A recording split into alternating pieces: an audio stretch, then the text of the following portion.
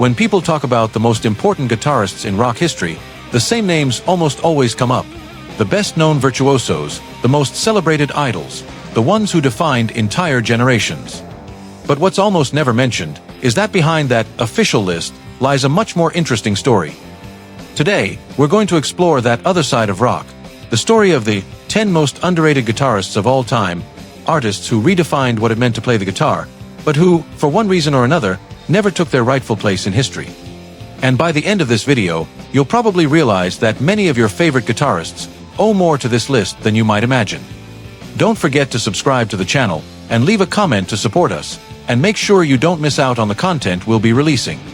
Thank you very much. Number 10. Mick Ronson.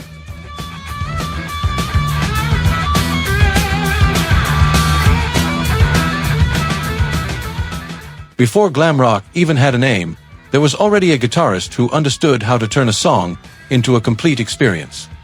Mick Ronson, the silent architect behind David Bowie's aura during his most transformative period, not only accompanied a musical revolution, but helped shape it from within, as if every riff or solo were a piece of a world being born in real time.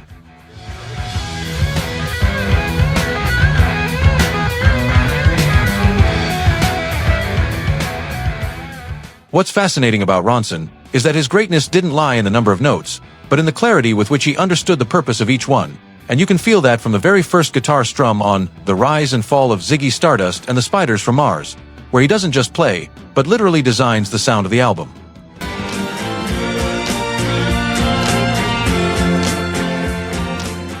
Those same qualities helped elevate other albums like Transformer by Lou Reed, where his arrangements gave an almost cinematic elegance to songs that, in other hands, would have been much rawer.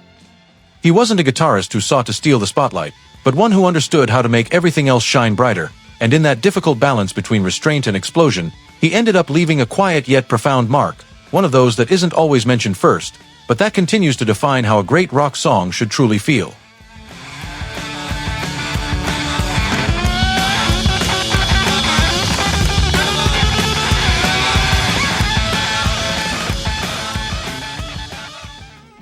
Number 9.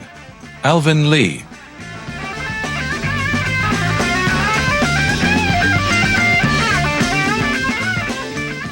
Overshadowed by renowned figures of his time such as Jimmy Page and Ritchie Blackmore, Alvin Lee, of the band 10 Years After, was considered one of the fastest guitarists of the 1970s.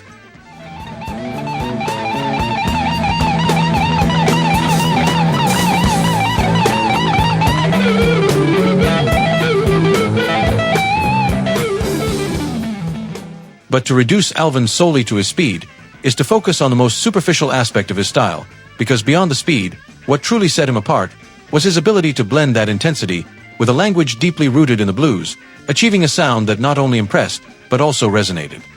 His performance of I'm Going Home at Woodstock in 1969 not only established him as an electrifying guitarist, but also as one of the musicians who best understood the energy of live performance.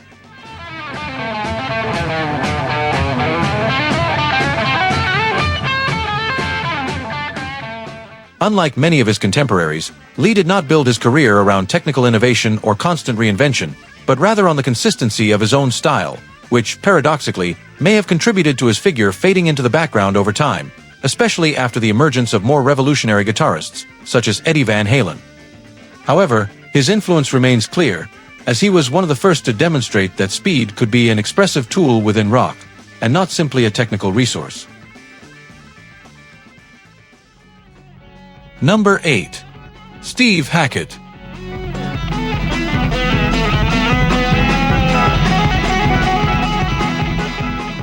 Many assume that techniques like sweep picking or tapping emerged in the 1980s with the rise of virtuoso metal, but Steve Hackett was exploring those territories a decade earlier.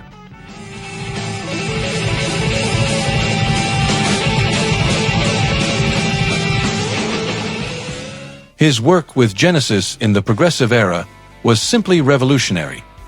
He introduced a sophisticated, lyrical, and highly technical approach that paved the way for future generations of guitarists. A clear example is his performance on Third of Fifth, where his solo soars like a sonic poem.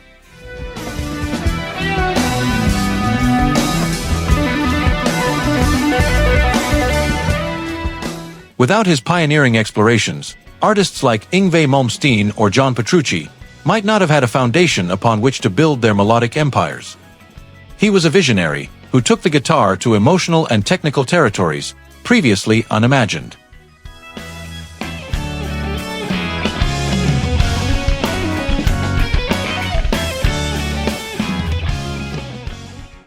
Number 7. Johnny Marr.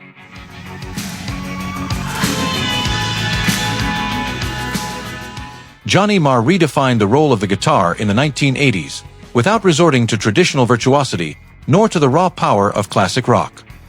With the Smiths, he transformed simple structures into pieces with an immediate identity, where the guitar was not merely an accompaniment, but the element that defined the song's overall character. In songs like This Charming Man, How Sun Is Now, or even the entire sound of the album, The Queen Is Dead, his work is not perceived as a single protagonist, but as a musical architecture in constant motion.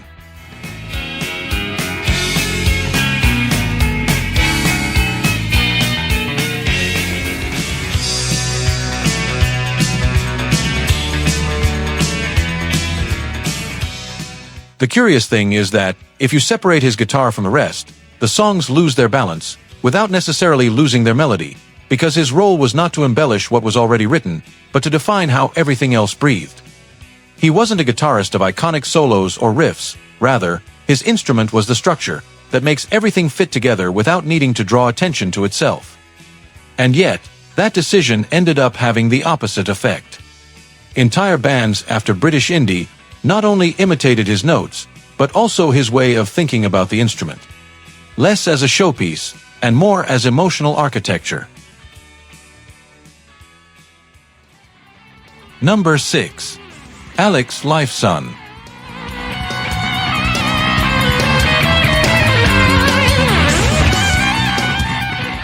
Often overshadowed by Geddy Lee's high-pitched vocals and Neil Peart's masterful drumming, ALEX LIFESON has been, for decades, Rush's secret weapon. His contribution to the guitar within the Canadian trio is nothing short of groundbreaking, capable of combining robust riffs with intricate arrangements, ambient textures, and solos that seem to come from outer space.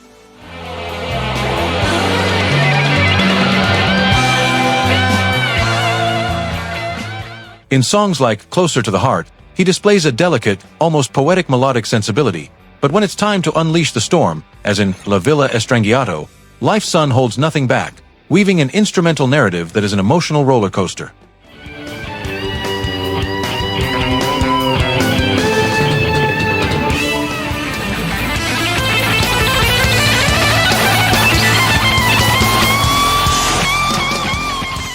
His ability to blend hard rock with progressive structures and atmospheric passages was so avant-garde that at times his genius went unnoticed. But for those who have delved into Rush's catalog, ALEX LIFESON is a silent legend who will always have a secure place in the hearts of music lovers.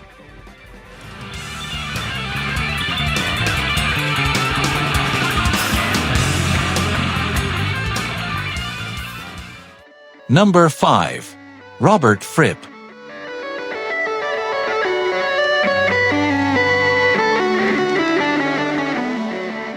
We couldn't consider Robert Fripp an underrated guitarist in the traditional sense, because within progressive rock his stature is almost untouchable, yet he rarely comes up when discussing the great names of rock.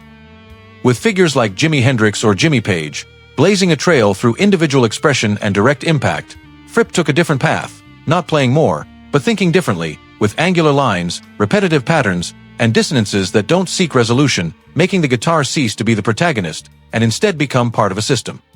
This is clearly evident on Red, especially in the song Starless, where the guitar doesn't come in to impress, but to build, gradually increasing in tension, layering up until the impact arrives not through speed, but through the way everything was structured from the start.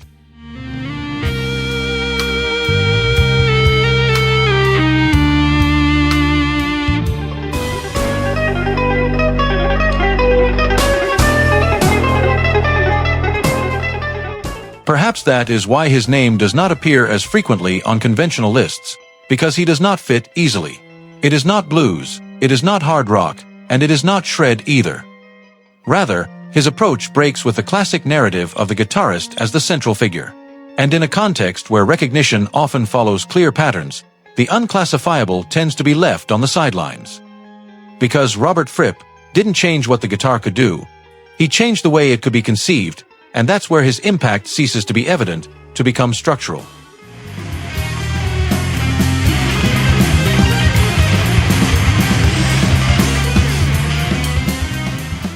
Number 4. Prince.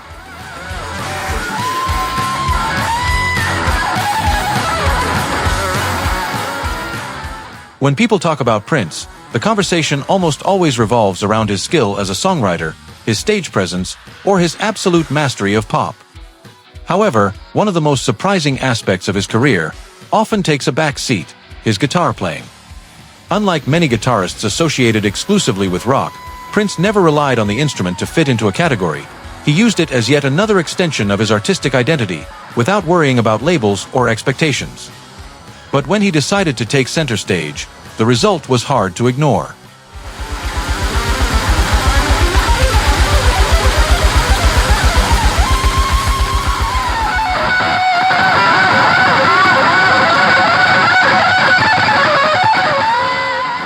His performance at the George Harrison tribute concert is one of the clearest examples. A solo that begins in a restrained manner and ends up completely taking over the stage, displaying an intensity and control that many did not associate with him in that context.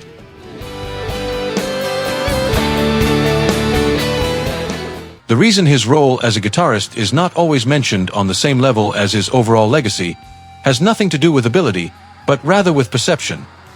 Prince was seen as a total artist, rather than a guitarist in the traditional sense, which meant that his skill on the instrument was partially overshadowed by his own versatility. Over time, that view has changed, and more musicians recognize that his guitar playing was not only solid, but deeply expressive, capable of combining technique, emotion, and attitude in a single gesture.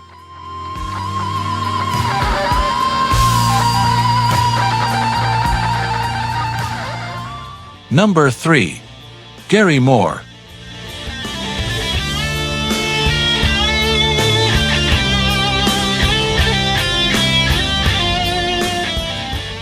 Gary Moore is one of those guitarists who's hard to pigeonhole into a single category. And perhaps for that reason, for years, his place in rock history never quite settled into a single narrative. Before becoming a leading figure in modern blues, Moore was already a hard rock guitarist with a sharp, fast, and direct technique. His time with Thin Lizzy is proof of that: forceful riffs, aggressive solos, and an energy that left no room for subtleties.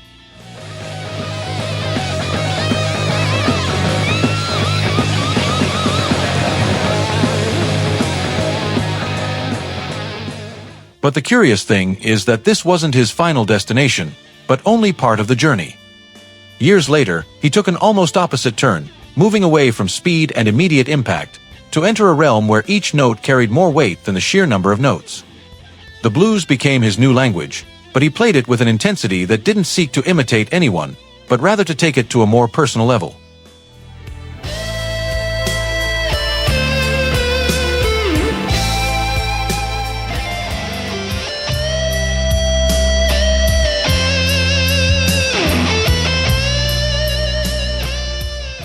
Much of the difficulty in placing him within a traditional ranking stems from this constant evolution. He is not the one-style guitarist, nor the one who revolutionized a single, instantly recognizable sound.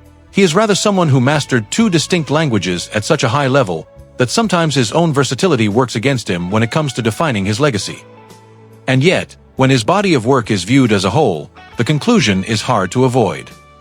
Few guitarists have had such control over two such opposite extremes of the instrument, without losing their identity in either.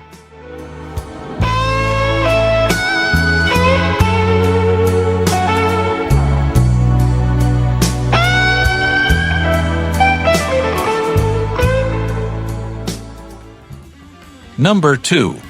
Terry Kath.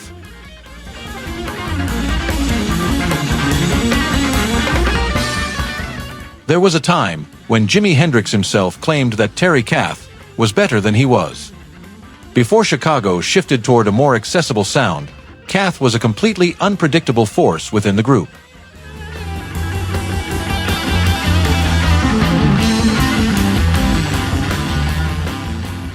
His playing didn't follow a defined pattern, but seemed to respond more to the energy of the moment than to any pre-established structure. The result was a raw, saturated style, full of abrupt changes that made each of his performances feel unique.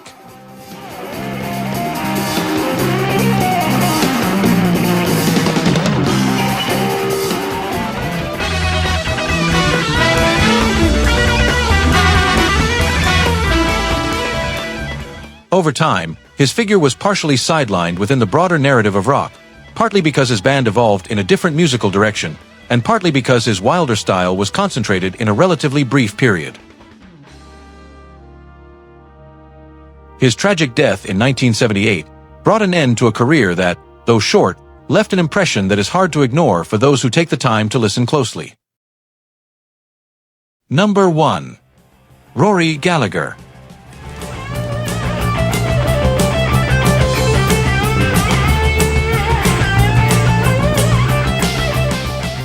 Rory Gallagher never needed artifice to stand out. While much of the rock of his era began to rely on big productions, image, or theatricality, he held to a very simple idea: the guitar had to sound as if it were happening in that very moment, without filters or distance.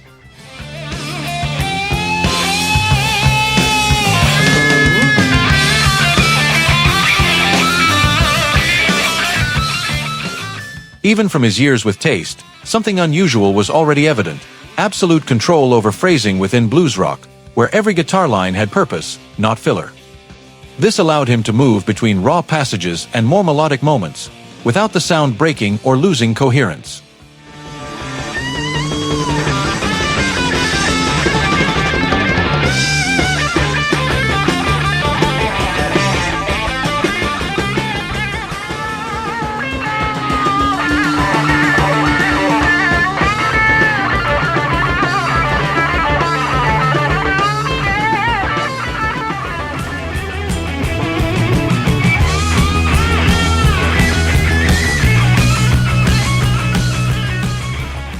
This places him in a very small group of guitarists, whose identity is built not on effects or production, but on their hands, and although he never relied on an image designed for mass appeal, his technical and expressive prowess place him on the same level as many of the genre's most celebrated names.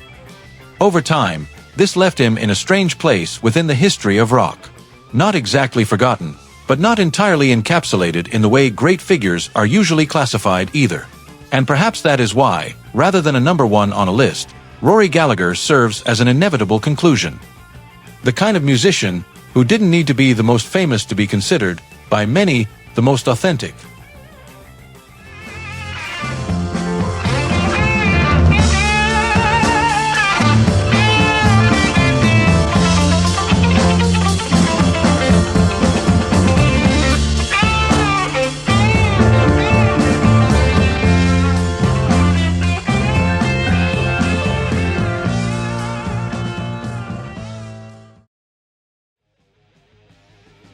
And so, this journey through some of the most underrated guitarists of all time comes to an end.